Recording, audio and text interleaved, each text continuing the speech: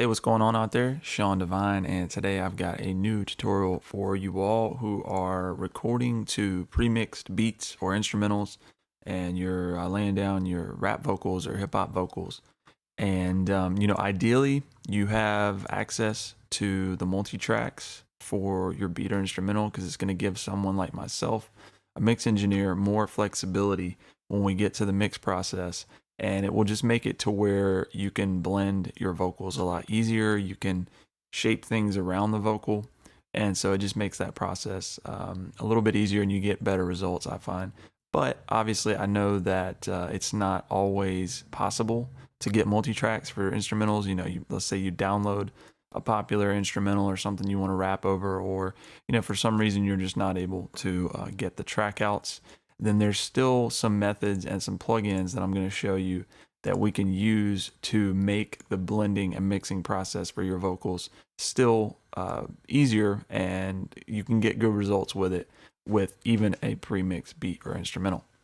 So let me play back what I've got. This is a track from one of my clients, and then we'll dive in and I'll show you a couple of these methods and plugins that we can use to adjust the pre-mixed beat. Just to numb the pain, I got a melody playing, I loop it and right till I pass out. Then I wake up, go to work out, then I pen and pad back out. Ink all on the page, I'm gonna rap now, bring it back now. One take or whatever it takes, ain't gonna back down. I'ma attack every track now. Time lost, I gotta grind, pick up the slack now. That's how I'ma get up out of the crowd, cause I'm sick of fucking being in the background. Play it back loud, I know the beat kinda mellow, but fucking I wanna be heard. Every breath, every word, till my death occurs. I swear to God, I'ma flex on every verse. I'm gonna work all summer, stay locked in the lab, and I'm not coming back till I got me a classic. No, I'm not overreacting, I just got a dream to catch, so please pardon the passion, yeah, and get up out of the way.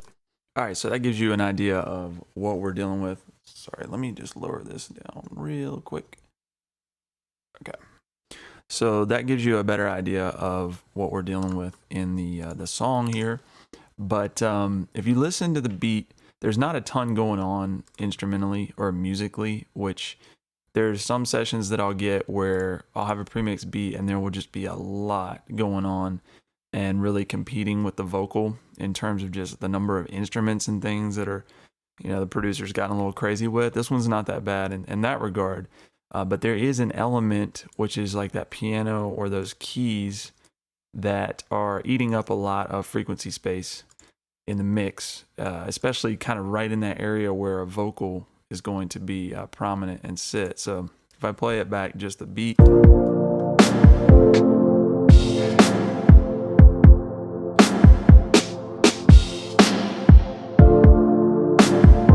Let me just pull up an EQ and I'll show you. Let's just make sure our analyzer's on here.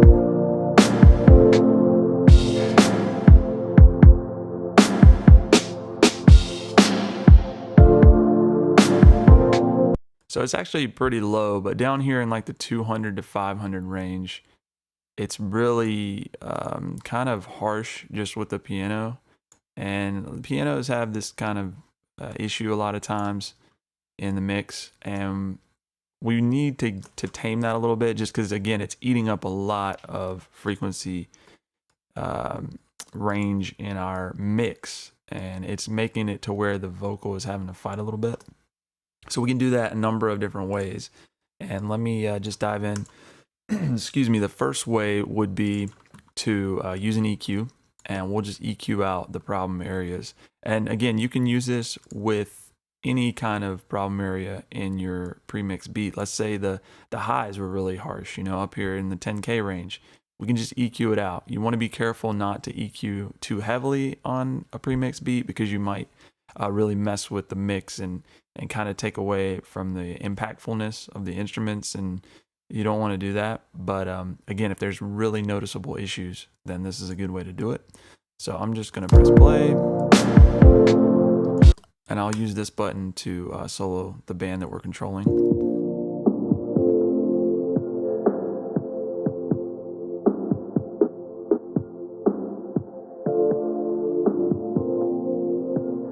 So yeah, like right in there is what I'm concerned about, and where I feel like it's going to battle with our vocal most. And the reason why I'm thinking about this frequency range being an issue too is because when we listen to the vocals again, this artist has kind of a deeper tone, and so he's got some things happening from 200 to 800 that I want to preserve. And again, I just don't want the music and that piano or keys specifically fighting with it. So let's just drastically cut that. Maybe like 5 dB. So if I take that off and width, it just cleans it up quite a bit. And when I play it back with the beat, with the vocal, let me turn the EQ off now and let you hear what that's doing. Pass out, then I wake up, go to work out, then the pen and pad back out. Ink all on the page, I'm gonna rap now, bring it back now, one take or whatever it takes. Ain't gonna back down, I'ma attack every. All right, then with the EQ. Pass out, then I wake up, go to work out, then the pen and pad back out. Ink all on the page, I'm gonna rap now, bring it back now, one take or whatever it takes. Ain't gonna back down, I'ma attack every track now. Time lost, I gotta grind, pick up the slack now. That's how I'ma get up out of the crowd, cause I'm sick of fucking being in the background. Play it back loud, I know the beat kinda mellow, but fucking I wanna be heard. Every breath, every. So I just scoops out a little bit of space for the vocal. And just to note, this vocal is not mixed at all. We've got a strong present vocal, good recording, but nothing is mixed at this point. I'm just showing you, without even touching the vocal, how we can kind of pre-treat the beat, the mixed beat, to make it easier for us to mix our vocal. So that's one way, is just using EQ. And again, like I was talking about, if you had some harshness in the top end, you can make cuts. If the bass is a little too much down here, there was some like really sub rumble happening, we can EQ that type of stuff. So let's do a low shelf 96. Yeah, we can just do an extreme cut and get some of that rumble gone. So yeah, you can do all kinds of cutting in EQ and even boosting. Let's say if you wanted to add some high end, not that much, but you can really focus on elements in the beat. Like for instance, the snare. If you wanted the snare to be a little bit louder, just use EQ. You can use a tool like this to find where the snare is sitting.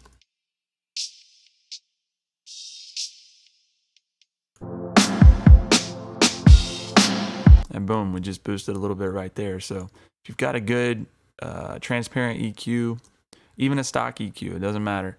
You can do this and just make your cuts and boosts in the beat. And that's probably the most powerful way to really treat a premix instrumental and get it ready for tracking vocals. So that's the EQ method. The next method is we can use mid-side processing or stereo width processing, where this is going to actually separate by frequency band. So I really like this because it's almost like a multi-band spatial processor, I guess is what they would describe it as. But the way that I like to use it in this sense is we can actually control, for instance, that range where the piano is kind of harsh. It's going to be these two bands right here. So what we can do is, knowing that our vocal is going to be in mono, our verse, it's going to be dead center. We're not trying to add a lot of stereo stuff. So that we can focus on that, we can actually make that element wider in the music so that it kind of sits around the vocal. So what we do is just take these two bands and increase the width.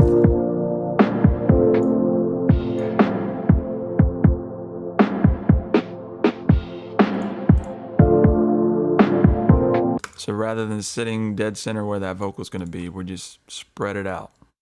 We're going to have the vocal sitting here and just kind of move everything on the sides of it. pass out, then I wake up, go to work out, then the pen and pad back out, ink all on the page, I'm gonna rap now, bring it back now. Let's turn it off. Pass out, then I wake up, go to work out, then the pen and pad back out, ink all on the page, I'm gonna rap now, bring it back now. One take or whatever it takes, ain't gonna back down, I'ma attack every track now. Time lost, I gotta grind, pick up the slack now. That's how I'ma get up out of the crowd, cause I'm sick of fucking being in the background. Play it back loud, I know the beat kinda mellow, but fuck it, I wanna be. So, and going back to, you know, boosting the EQ kind of thing, this also has, it's kind of like a harmonic exciter, I guess.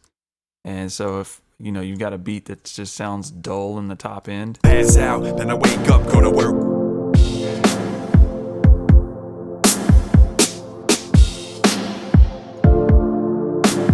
Can use something like that, or to boost the low end. And again, y'all, be really careful about this stuff, because a lot of times producers spend a lot of time on the mixes for their beats. I know I do.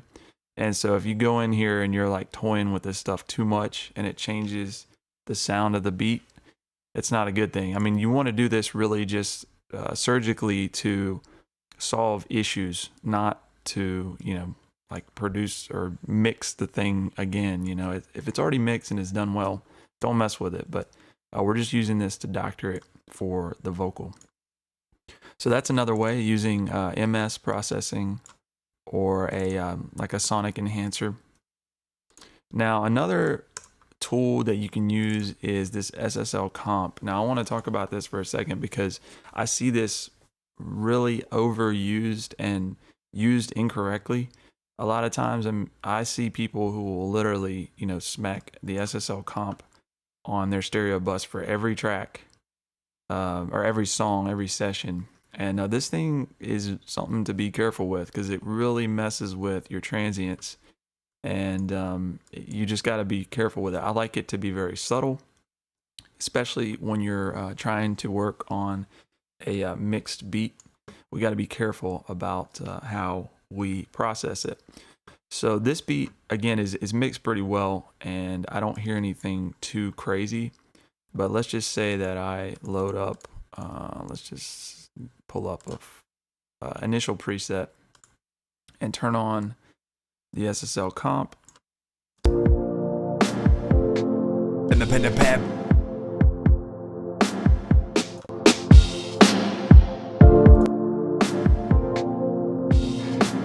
So you can hear it's just heavily compressing pretty much everything and just giving it kind of that warm, relatively flat sound, but it is messing with our dynamics a lot.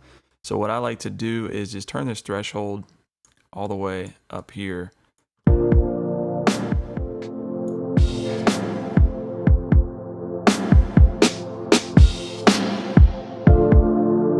then we'll use our makeup gain. So it's not compressing it as much. If I turn it off,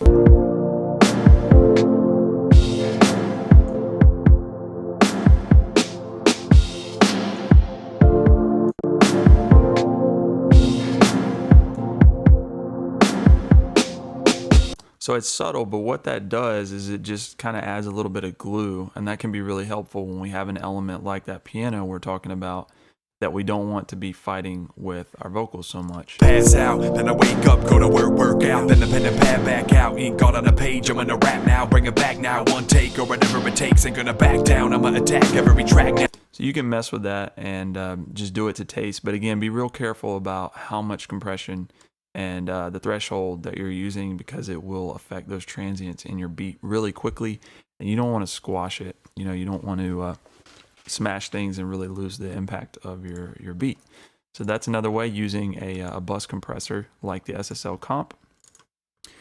And our next way that we can treat a premixed beat is using multiband processing, kind of like the Vitamin, but this is a multiband compressor.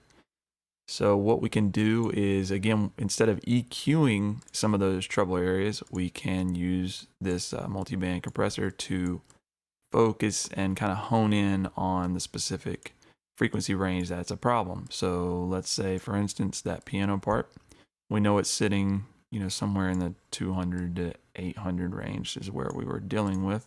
So let me just bypass all these other bands and solo the one that we're dealing with. Pass out, then I wake up.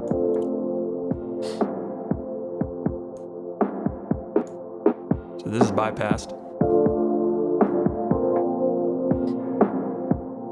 Let's turn it on. Adjust our attack and release a little bit.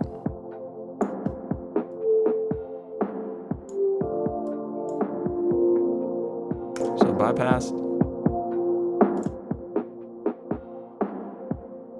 So it's turning that down quite a bit. Let's just make sure that it's still present in the mix.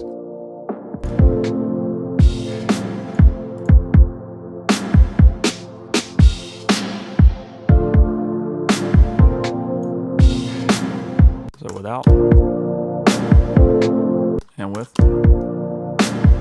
Work out, then the pen and pad back out. Ink all on the page, I'm gonna rap now. Bring it back now, one take or whatever it takes. Ain't gonna back down, I'ma attack every track now. Time lost, I gotta grind, pick up the slack now. So that's probably our best bet. Just listening to it, I really like the result we get because it just takes down that problem frequency with the piano, and you can hear as soon as I turn it on and play it with the vocal has a lot more space to work with, and that's what we're trying to do. So pass out, then I wake up, go to work out. Then the pen and pad back out. Ink all on the page, I'm gonna rap now. Bring it back now, one take or whatever.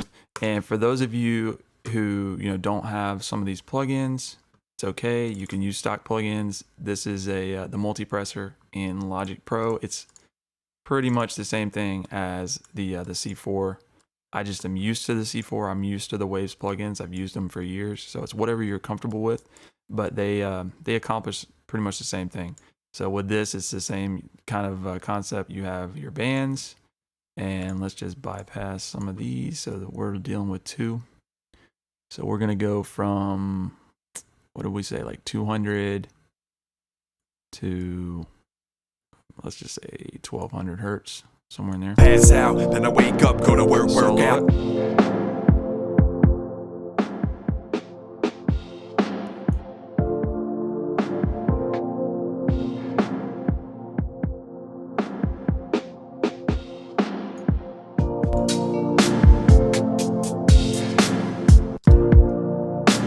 Pretty close result. That's the C4 and then the Multipressor.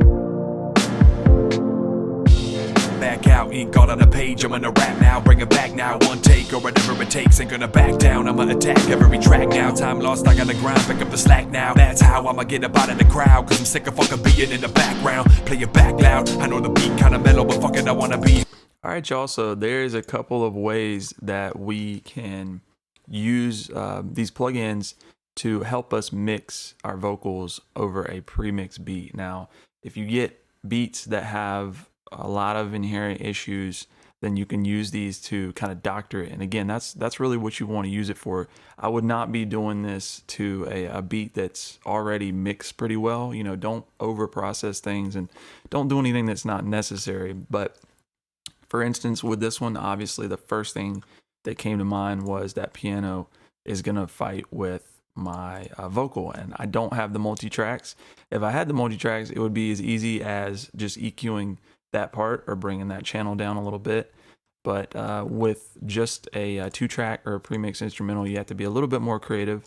And with the use of EQ, multiband processing, some bus compression, and maybe some stereo width, you can get still really high quality results mixing with a pre-mixed beat or instrumental.